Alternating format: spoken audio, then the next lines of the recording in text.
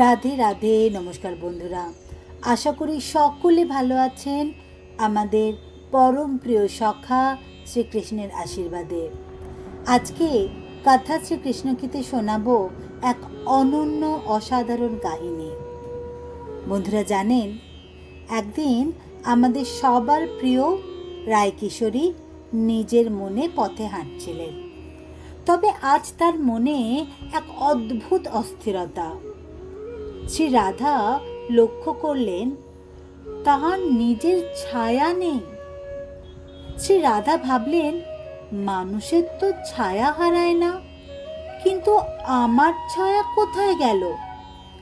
রাধারানী ভয় পেয়ে চারদিকে তাকালেন, কিন্তু কেউ নেই, শুধুই নীরবতা। ঠিক তখনই দূরে দেখা গেল শ্রীকৃষ্ণকে। শ্রী রাধা দৌড়ে গেলেন তার দিকে। কানা, কানা, আমার আমার ছায়া হারিয়ে গেছে। শ্রীকৃষ্ণ কিন্তু অবাক বা উদ্বিগ্ন হলেন না, বরং তিনি শান্ত গলায় বললেন, আমি জানি। শ্রী রাধা তো একেবারে হতভম্ব। তুমি জানো, তবুও কিছু বললে না? শ্রীকৃষ্ণ কিছুক্ষণ চুপ রইলেন। তার নীরবতা রাধারানীর ভয়ের চেয়েও গভীর। শ্রী রাধা কান্না চাপতে না পেরে বললেন, কানা, ছায়া তো আত্মার সঙ্গী, এটা হারিয়ে যাওয়ার মানে কি? শ্রীকৃষ্ণ শুধু বললেন, রাধে, তোমার ছায়া চলে যায়নি, কেউ নিয়ে গেছে। শ্রী রাধা কেঁপে উঠলেন, কে? কেন? শ্রীকৃষ্ণ গভীর শ্বাস নিয়ে বললেন, কেউ আছে যে তোমাকে এত ভালোবাসে যে তোমার ছায়াকেও নিজের করে রাখতে চেয়েছে। রাধারানী একেবারে বিভ্রান্ত। এদিকে গুঞ্জন শুরু হয়েছে, রাধারানীর ছায়া নেই, মানে তার সৌভাগ্যও কমে গেছে, এটা অশুভ। দেখো দেখো, শ্রীকৃষ্ণও রক্ষা করতে পারছেন না তার রাধাকে। শ্রী রাধার মন ভেঙে যায়। রাতে তিনি যমুনার পাশে বসে কাঁদতে লাগলেন। কানা, তুমি কেন কিছু করছো না? তুমি তো সব জানো। ঠিক সেই সময় জলে একটা মৃদু আলো দেখা গেল। আলোটা কাছে আসতেই রাধারানী দেখলেন তার ছায়া জলের ওপর ভাসছে, আর সেই ছায়ার পাশে দাঁড়িয়ে শ্রীকৃষ্ণ।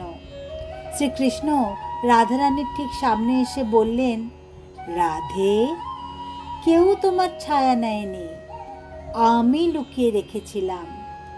শ্রী রাধা বিস্ময়ে তাকিয়ে রইলেন। তুমি কেন এমন করেছিলে? শ্রীকৃষ্ণ বললেন, কারণ আজ সবাই তোমাকে দোষ দিচ্ছিল। তোমার কোমলতা, তোমার নিঃস্বার্থতা, তোমার আলোকে তারা সন্দেহ করছিল। আমি চাইছিলাম জানাতে, যখন দুনিয়া তোমার আলোকে ভুল বোঝে, তখন তোমার ছায়ার দায়িত্ব আমি নিই। শ্রী রাধার চোখ ভিজে গেল। শ্রীকৃষ্ণ আরো বললেন, রাধে, রাধে, ছায়া কি? এটা সেই অংশ যা তোমার পেছনে থাকে, যেভাবে আমি থাকি। তুমি যেদিকে যাবে, আমার উপস্থিতি তোমাকে অনুসরণ করবে। শ্রী রাধা ধীর স্বরে বললেন, কানা, তুমি তাহলে আমার ছায়া? শ্রীকৃষ্ণ হেসে বললেন, ছায়া কি সবসময় দেখা যায়? না না, কিন্তু থাকে, ঠিক যেমন আমি আছি তোমার সঙ্গে সব সময়, যদিও দুনিয়াকে সেটা দেখাতে হয় না। শ্রীকৃষ্ণ শ্রী রাধার হাত ধরে তাকে কাছে টেনে নিলেন।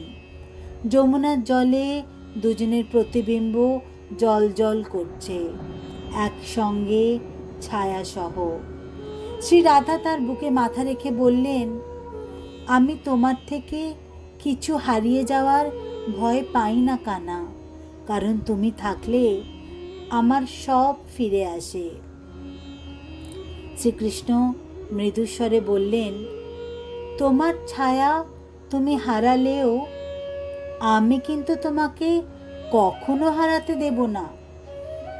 যমুনার জলে ছায়া নাচল, এবার আর আলাদা নয়, রাধা কৃষ্ণের একসঙ্গে। বন্ধুরা, যে প্রেমে নিজের অস্তিত্ব ছায়া হয়ে লুকিয়ে রাখলেও অপরজনের রক্ষা হয়, সেই প্রেমই রাধা কৃষ্ণের প্রেম। মানুষ ভুল বোঝাবে, কিন্তু শ্রীকৃষ্ণ কখনোই আপনার সত্যকে ছাড়বেন না। আজ তাহলে এই পর্যন্তই। এরকম আরও এমন শ্রীকৃষ্ণের অন্তরছোঁয়া গল্প পেতে লাইক, শেয়ার এবং সাবস্ক্রাইব করুন কথা শ্রীকৃষ্ণ কি, যেখানে कृष्णवाणी কথা বলে आधुनिक जीवনের ভেতর দিয়ে।